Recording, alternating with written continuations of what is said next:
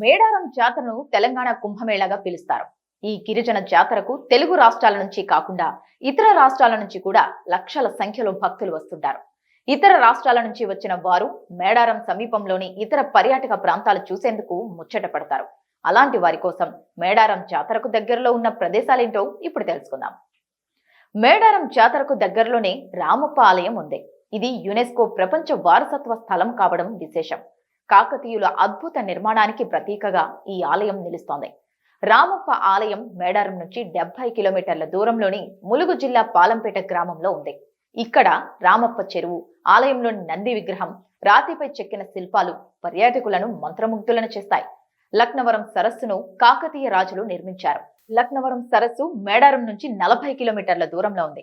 ఇది ఒక అందమైన చారిత్రక పర్యాటక ప్రదేశం. చుట్టూ కొండలు, చిన్న చిన్న ద్వీపాలు, వేలాడే వంతెన, బోటింగ్, క్యాంపింగ్ ఇక్కడ ప్రత్యేక ఆకర్షణగా నిలుస్తున్నాయి. అలాగే ప్రకృతి ప్రేమికులకు ఈ ప్రాంతం ఎంతగానో నచ్చుతుంది. ఇక ములుగు జిల్లాలో చెప్పుకోదగిన పర్యాటక ప్రదేశంగా బోగత జలపాతం ఉంది.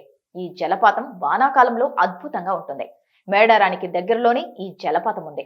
ఈ జలపాతం వద్ద 30 అడుగుల ఎత్తు నుంచి నీళ్లు కిందకు దూకుతాయి. ఏటూరు నాగారం వన్యప్రాణుల అభయారణ్యం ములుగు జిల్లాలో ఉన్న పురాతన అభయారణ్యం. గోదావరి నది పరివాహక ప్రాంతంలో ఈ అభయారణ్యం ఉంది. ఇక్కడ పులులు, చిరుతలు, జింకలు ఉన్నాయి.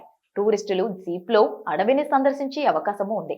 ఇక మేడారానికి తాడ్వాయి ఫారెస్ట్ హట్స్ కూడా దగ్గరలోనే ఉన్నాయి.